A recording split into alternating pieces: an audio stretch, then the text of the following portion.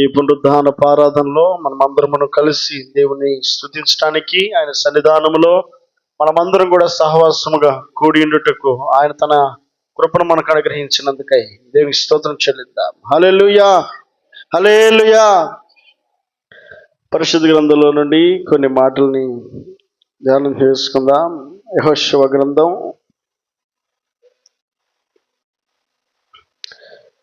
24వ అధ్యాయము 15వ వచనాన్ని చదువుకుందాం. 24వ అధ్యాయము యెహోషువ గ్రంథం 15వ వచనం. యెహోవాను సేవించుట మీ దృష్టికి కీడని తోచిన ఎడల మీరు ఎవరిని సేవించెదరో?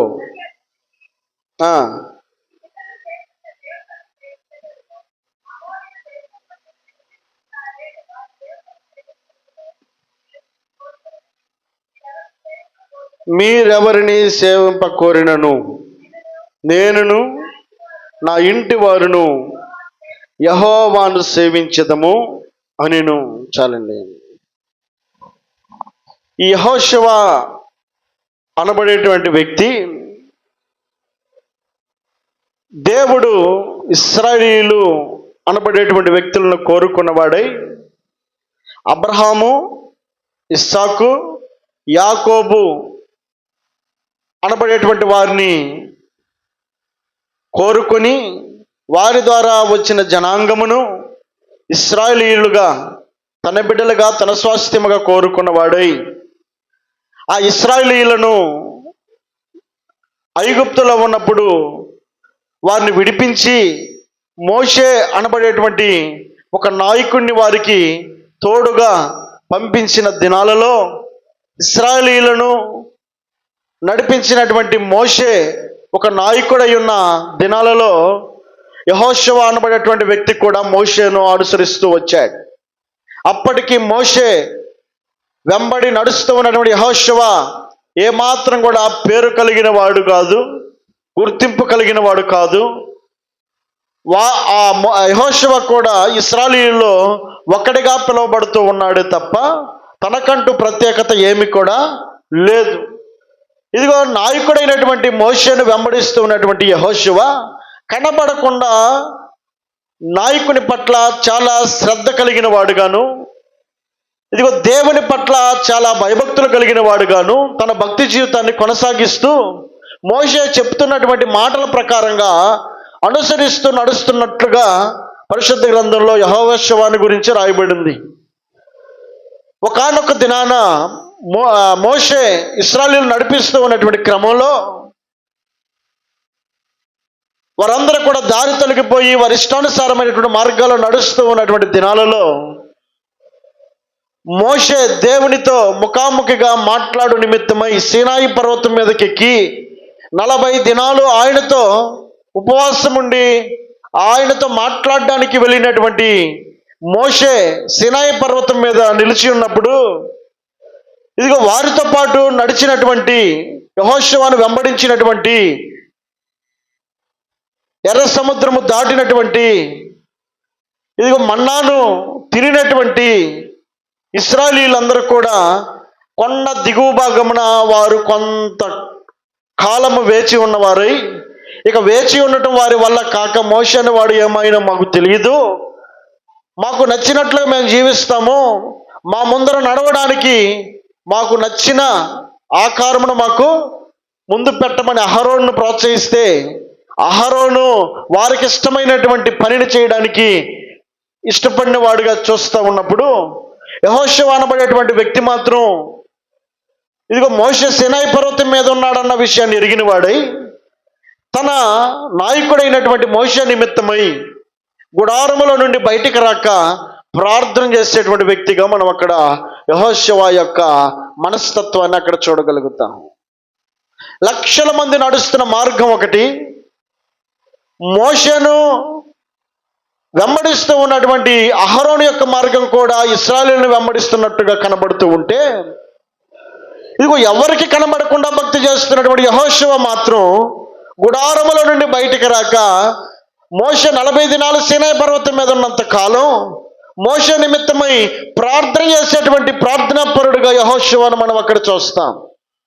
అలాంటి యెహోషువ దేవుని యందు భయభక్తులు కలిగినటువంటి విధానమును జ్ఞాపకం చేసుకున్నవాడై, మోషే 120 సంవత్సరాలు బ్రతికి తాను కూడా ఈ భూమి మీద నుండి వెడలిపోయిన తర్వాత ఇశ్రాయేలు నడిపించే నిమిత్తమై ఎవరు ఊహించినటువంటి ఒక కార్యాన్ని దేవుడు అక్కడ చేయడానికి ఇష్టపడ్డాడు. ఏమిటనంటే, ఇదిగో నడిపించినటువంటి మోషే నాయకత్వం తర్వాత కనబడకుండా భక్తి చేస్తూ ఉన్నటువంటి, దేవునికి ఇష్టడుగా బ్రతికినటువంటి, దేవునికి నచ్చినటువంటి భక్తి జీవితంలో కొనసాగుతూ ఉన్నటువంటి యెహోషువను దేవుడు మరిచిపోక గుడారములో చేస్తున్నటువంటి భక్తి, ఇదిగో బయట అనేకుల మీద నాయకుడిగా నిలబడటానికి దేవుడు ఇష్టపడినవాడై ఉన్నాడండి. దేవునికి స్తోత్రం చెల్లిద్దా. హల్లెలూయా. ఎంత భక్తిపరుడుగా యెహోషువ తన జీవితాన్ని ప్రారంభించి ఉన్నాడు. ఆ భక్తిని దేవుడు నిరర్ధపరచక తన నాయకుడైనటువంటి మోషే తర్వాత తనకు ఈ అర్హత, నేను అర్హుడు కాదనుకున్నటువంటి యెహోషువను దేవుడు కోరుకొని దేవుడు యెహోషువను మోషే తర్వాత తన నాయకత్వమును యెహోషువకు అప్పగించాడు. ఇశ్రాయేలు నడిపించడానికి యెహోషువ తన మార్గమును ప్రయాణిస్తూ ఉన్నప్పుడు చాలా దిగులు పడుతూ ఉన్నాడు, చాలా బాధపడుతూ ఉన్నాడు. వీరందరూ ఒక మాట వినేవారు కాదు. ఎలాగ వీరు నడిపించాలి, ఎలాగ వీరిని కనానుకు చేర్చాలన్న ఆలోచనలో నిరుత్సాహానికి గురైనటువంటి సమయంలో దేవుడు మాట్లాడుతున్న మాట, మోషే యెహోషువ నీవు నిబ్బరముగా ఉండు, మోషేకు తోడై ఉన్న నేను నీకు కూడా తోడై ఉంటాను. కాబట్టి నీ దిగులు పడకము, భయపడకము అని ధైర్యాన్ని చెప్పి ప్రోత్సహించి ఇశ్రాయేలు నడిపించడానికి నాయకుడిగా యెహోషువను దేవుడు బలపరిచాడు. అలాంటి ప్రయాణంలో యెహోషువ ఒక మాదిరికరమైనటువంటి జీవితాన్ని ప్రారంభించడానికి ఇష్టపడ్డాడు. వారందరూ కూడా వారి ఇష్టమైనటువంటి మార్గాల్లో వారు నడుస్తూ ఉన్నారు. వారికి నచ్చిన మార్గాల్లో వారు నడుస్తూ ఉన్నారు. వారు కోరుకున్న మార్గాలను వారు నడుస్తూ ఉన్నారు. వారికి నచ్చినటువంటి క్రియలను వారు అనుసరిస్తూ ఉన్నారు. వారికి నచ్చినట్లుగానే వారు భక్తి జీవితాన్ని కొనసాగిస్తూ ఉన్నారు. ఇలాంటి లక్షల మంది ఎన్నోసార్లు వారికి చెప్పుండొచ్చు, సరిచేసి ఉండొచ్చు, క్రమపరిచి ఉండొచ్చు. కానీ వారు ఒక పట్టణ వారి యెహోషువ మాటను అనుసరించి నడవడానికి ఇష్టపడకపోయి ఉండొచ్చేమో. అలాంటి పరిస్థితుల్లో యెహోషువ తన మాదిరికరమైనటువంటి జీవితాన్ని వ్యక్తపరుస్తూ మాట్లాడుతున్న మాట ఏమిటనంటే, ఇదిగో మీరు ఎవరిని సేవింప కోరినను, ఇదిగో నా నాయకుడైనటువంటి మోషే మాట మీరు లెక్క చేయలేదు, ఇప్పుడు నా మాట లెక్క చేస్తారా అని అనుకుని ఉండొచ్చేమో యెహోషువ. మీ ఇష్టం, నేను చెప్పాల్సింది చెప్పాను, చేయాల్సింది చేశాను, చూపించాల్సిన మార్గాన్ని చూపిస్తా ఉన్నాను. మీరు నాతో కలిసి రావడానికి, ఏకీభవించడానికి ఈ ప్రయాణంలో మీ తోడ్పాటు నాకు అందించిన వారుగా నాకు కనబడడం లేదు. కాబట్టి యెహోషువ అంటాడు, ఇదిగో మీరు ఎవరిని సేవింప కోరినను, వారి యొక్క పితరులు, అక్కడ రాయబడిన మాట ఏంటి, ఒకవేళ యెహోవాను సేవించుట మీకు కీడని తోచిన ఎడల మీరు ఎవరిని సేవించెదరో, వారి పితరులు ఎవరినైతే సేవించారో అక్కడ రాయబడిన మాట,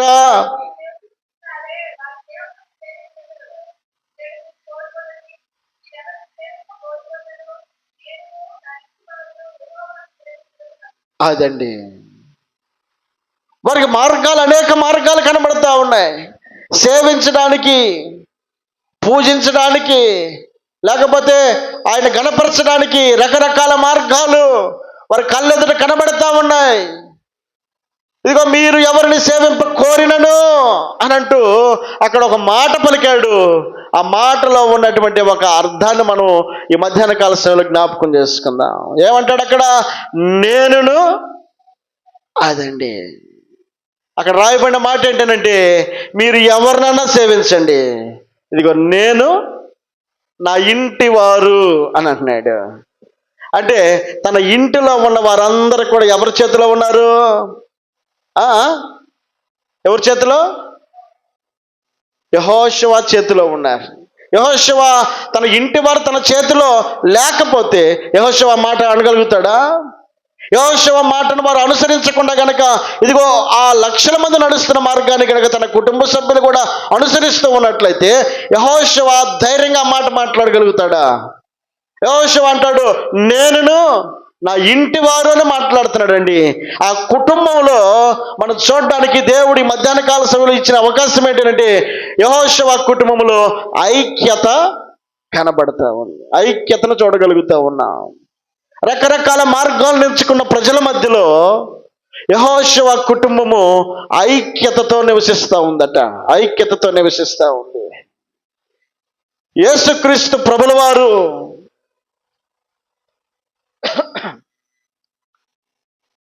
నిన్ను నన్ను మనందరినీ కూడా ఆయన తన హస్తాల కింద భద్రపరిచి నిన్ను నన్ను మనల్ని పోషిస్తూ బలపరుస్తూ ఉన్నటువంటి దేవుడు ఆయన కోరుకున్నటువంటి విధానము, నీలో చూడాలనుకున్నటువంటి ఒక గుణలక్షణం ఏంటంటే ఐక్యతను ఆయన చూడాలని కోరుకుంటూ ఉన్నాడు. యెహోషువ మాట్లాడుతున్నాడు, నేనును నా ఇంటి వారును అని అంటున్నాడండి. యెహోషువ ఇంటిలో ఐక్యతను మనం చూడగలుగుతా ఉన్నాం. ఎంతో ధైర్యంగా చెప్తున్నాడు, మీరు ఎవరిని సేవింపగోరినను నేనును నా ఇంటి వారును. ఆ ఇద్దరి మధ్యలో అక్కడ రాయబడినటువంటి మాటను మనం చూస్తూ ఉన్నప్పుడు ఐక్యతకు యెహోషువ కుటుంబము అవకాశం ఇచ్చింది. ఐక్యత ఉన్న చోట ఆశీర్వాదాన్ని దేవుడు అనుగ్రహిస్తాడు. ఏమంటాడు? 133 కీర్తన 1 వచనంలో, సహోదరులు ఐక్యత కలిగి నివసించుట ఎంత మేలు, ఎంత మనోహరము. చాలా చివరి మాటలో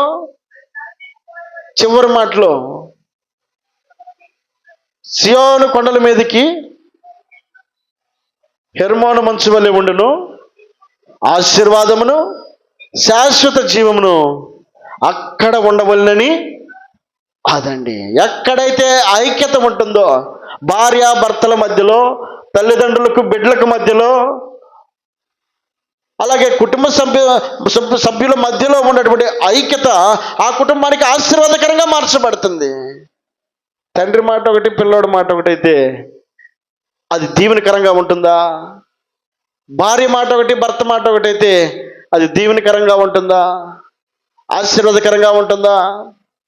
వాక్యంలో రాయబడినటువంటి మాట, ఎక్కడైతే ఐక్యత ఉంటుందో అక్కడ ఆశీర్వాదమును శాశ్వత జీవమును ఉండవలని యెహోవా సెలవిచ్చాడట. దేవుడు సెలవిచ్చినటువంటి ఆశీర్వాదము ఎక్కడ నిలిచి ఉంటుంది అంటే ఐక్యత ఉన్న చోట ఆశీర్వాదం నిలిచి ఉంటుంది. యెహోషువ దేవునికి ఇష్టమైనటువంటి వ్యక్తిగా బ్రతకడం మాత్రమే కాదు, యెహోషువ తన కుటుంబాన్ని కూడా దేవునికి ఇష్టమైన కుటుంబంగా కట్టుకోవడానికి అతడు చేసిన ప్రయత్నము తన కుటుంబానికి ఆశీర్వాదకరంగా మార్చబడింది. పరిశుద్ధ గ్రంథంలో ఒక మాట జ్ఞాపకం చేసుకుందాం. 2వ రాజుల గ్రంథంలో 4వ అధ్యాయము 8వ వచనం. అమ్మా, ఒక దినమందు ఎలీషా షునేము పట్టణమునకు పోగా అచ్చట గనురాలైన ఒక స్త్రీ భోజనమునకు రమ్మని అతనిని బలవంతము చేసెను. అతడు ఆ మార్గమున వచ్చినప్పుడెల్లా ఆమె ఇంట భోజనము చేయించి వచ్చెను. కాగా ఆమె తన పెనిమిటిని చూచి, మన యొద్దకు వచ్చుచూ పోవచ్చున్నవాడు భక్తి గల దైవజనుడని నేను ఎరుగుదును.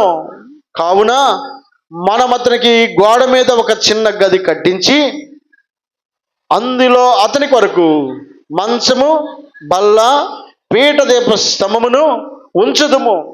అతడు మన యొద్దకు వచ్చినప్పుడల్లా అందులో బస చేయవచ్చునని చెప్పాను. ఆ తరువాత అతడు అక్కడికి ఒకానొక దినమున వచ్చి ఆ గదిలో వచ్చి అక్కడ పరుండెను. చాలండి. జరిగినటువంటి పరిస్థితి, షునేము పట్టణంలో ఉన్నటువంటి గనురాలు, ఇదిగో ఎలీషా అనబడేటువంటి దైవజనుడు మన ఇంటికి వస్తూ పోతూ ఉన్నాడు కాబట్టి ఆయన వస్తున్నాడు పోతున్నాడు మంచిదే, కానీ ఆయనకంటూ ప్రత్యేకత ఏమీ కూడా లేదు. మనం ఉండే చోటే ఉంటున్నాడు, మనం తినే చోటే తింటున్నాడు.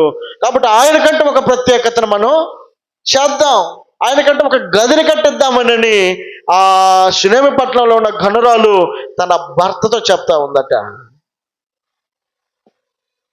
భర్త ఏం చేస్తున్నాడు? భలేదాని నువ్వు, ఆయనకు ఒక ముద్ద పెడితే తిని వెళ్ళిపోతాడు, మళ్ళీ పైపెచ్చి ఈ ఖర్చు మనకు దేనికి, ఆయన ఎప్పుడో వచ్చేదానికి నువ్వు పెద్ద పెద్ద ఆలోచనలు చేస్తున్నావని చెప్పానని మాటను పెడచెవిని పెట్టక ఏం చేశాడు? గనురాలు అయిన స్త్రీ యొక్క మాట తన భర్తకు సవివరంగా వివరించిన భార్య మాటను అతడు విని ఆమె చెప్పినట్లు చేశాడు. ఈసారి వచ్చేసరికి ఆయనకి గది ఉంది, కోరినటువంటి వస్తువులన్నీ కూడా గదిలో సమకూర్చబడ్డాయి. కారణం ఏంటి? వారిద్దరి మధ్యలో ఉన్నటువంటి ఐక్యత సేవకుణ్ణి గణపరచడానికి కారణమైంది. గణపరచబడినటువంటి ఆ పని వారి కుటుంబంలో లేని కొరత దీవెనకరంగా ఆశీర్వాదకరంగా, అప్పటి వరకు ఆ గనురాలకి బిడ్డలు లేరు, ఇదిగో సేవకుడు వచ్చి ఆ కుటుంబాన్ని, ఆ ఐక్యతను, ఆ ప్రేమను ఆ కుటుంబంలో చూసినప్పుడు వారిని ఆశీర్వదించాడట. ఆ కుటుంబం దీవెనకరంగా మార్చబడింది. వారికి దేవుడు ఒక కుమారుణ్ణి అనుగ్రహించాడు. ఎప్పుడో ఇద్దరి మధ్యలో ఐక్యత ఉన్నప్పుడు ఆ మాట ఆశీర్వాదకరంగా మార్చబడింది. దేనికి స్తోత్రం చెల్లిద్దాం. హల్లెలూయా. భార్యాభర్తల్లో ఉన్నటువంటి మాట ఐక్యత ఉన్నది కనుక ఆ కుటుంబము ఆశీర్వాదకరంగా మార్చబడింది. దేవుని స్తోత్రం చెల్లిద్దాం. హల్లెలూయా. అందుకే దేవుని యొక్క వాక్యం సెలవిస్తూ ఉన్నటువంటి మాట ఏమిటంటే, యెహోషువ పలికినటువంటి మాట అనుసరించి అలాగున చేసినటువంటి షునేమి పట్టణంలో ఉన్నటువంటి గనురాలు యొక్క కుటుంబం కూడా దీవెనకరంగా మార్చబడింది. అందుకే ఆయన అంటాడు, ఐక్యత ఆశీర్వాదమునకు కారణంగా మార్చబడుతుంది. ఆశీర్వాదము, శాశ్వత జీవము అక్కడ ఉండాలని కోరుకున్నాడు. ఎక్కడానంటే ఐక్యత ఉన్న చోట. ఇప్పుడు యెహోషువ కుటుంబంలో ఐక్యతను మనం అక్కడ చూడగలుగుతా ఉన్నాం. అందుకే యెహోషువ పలుకుతున్నాడు, నేనును నా ఇంటి వారును అని పలకగలుగుతా ఉన్నారు. దేవునికి మహిమ కలుగునుగాక. హల్లెలూయా. సామెతల గ్రంథంలో ఒక మాట జ్ఞాపకం చేసుకుందాం. 31వ అధ్యాయము 15-16. సామెతల గ్రంథము 31వ అధ్యాయము 15-16 వచనాలు. ఆమె చీకటితోనే లేచి తన ఇంటి వారికి భోజనము సిద్ధపరచును, తన పనికత్తెలకు భత్యము ఏర్పరచును. ఆమె పొలమును చూచి దాన్ని తీసుకొనును, తాము కూడబెట్టిన ద్రవ్యమును పెట్టి ద్రాక్ష తోట ఒకటి నాటించును. చాలండి. ఏమని రాయబడింది అక్కడ? ఆమె మాత్రమే కాదు, ఆమె పొలమును చూచింది, ఆమె పని చేస్తూ ఉంది. అంత మాత్రమే కాక తాము కూడబెట్టిన ద్రవ్యము అని రాయబడింది. తాము, ఎవరు తాము అని అంటే తన కుటుంబంలో ఉన్నటువంటి వారందరినీ కూడా ఆమె ఒక సరైనటువంటి మార్గంలో నడిపించుకొని ఆశీర్వాదకరంగా ఉండే నిమిత్తమై వారు ఐక్యతకు చోటిచ్చారు గనక అక్కడ రాయబడిన మాట ఏమిటంటే, తాము కూడబెట్టిన, అక్కడ వరకు ఆమె అని రాయబడింది, అక్కడ రాయబడింది కూడబెట్టే దగ్గరికి వచ్చేసరికి తాము కూడబెట్టిన ధనము అని అంటున్నారండి. రూపాయికి రూపాయి ఎవరెవరు కుటుంబంలో ఉన్నటువంటి వ్యక్తులందరూ, బిడ్డలు కావచ్చు, భార్య కావచ్చు, భర్త కావచ్చు, వారందరూ కలిసి సమిష్టిగా శ్రమపడి కూడబెట్టినటువంటి ధనం ఏదైతే ఉందో ఆ ధనము ఆశీర్వాదకరంగా వారు ఒక పొలాన్ని కొనుక్కోవడానికి అవకాశాన్ని ఇచ్చాడు దేవుడు. ఆ కుటుంబంలో అక్కడ మనకు కనబడుతున్నది ఏమిటంటే వారు దీవెనకరంగా కనబడడానికి తాము కూడబెట్టారట. తామునంటే ఒకరి మధ్యలో ఒకరికి తారతమ్యం లేకుండా, ఒకరి మధ్యలో ఒకరికి వ్యత్యాసం లేకుండా, ఒకరి మాట ఒకరు లోబడిన వారు ఆ కుటుంబంలో వారిచ్చిన ఐక్యతను బట్టి, ఐక్యతకు వారిచ్చిన అవకాశమును బట్టి ఆ కుటుంబము దీవెనకరంగా మనం చూడగలుగుతా ఉన్నాం. దేనికి మహిమ కలుగునుగాక. హల్లెలూయా, హల్లెలూయా. యెహోషువ అంటాడు, నేనును నా ఇంటి వారును. అంత ధైర్యంగా యెహోషువ చెప్పడానికి గల కారణం, యెహోషువ యొక్క మాట ఆ కుటుంబం అంతా కూడా వినేదిగా కనబడతా ఉంది. ఇదిగో షునేము పట్టణంలో గనురాలు యొక్క మాట తన భర్త విని ఉండొచ్చు. ఇక్కడ ఉన్నటువంటి ఆమె ఎవరైతే గృహిణి, ఎవరైతే కాపురము చేస్తూ ఉన్నటువంటి ఆ స్త్రీ మాట్లాడుతున్న మాట ఏమిటంటే, తాము కూడబెట్టిన ధనమంతటిని బట్టి మేము ఒక పొలాన్ని కొనుక్కున్నాము అని ఆమె చెప్తా ఉంది. అంటే కుటుంబంలో ఉన్నటువంటి ఆ ఐక్యత ఆ వ్యక్తులకు ఆశీర్వాదకరంగా మార్చబడింది.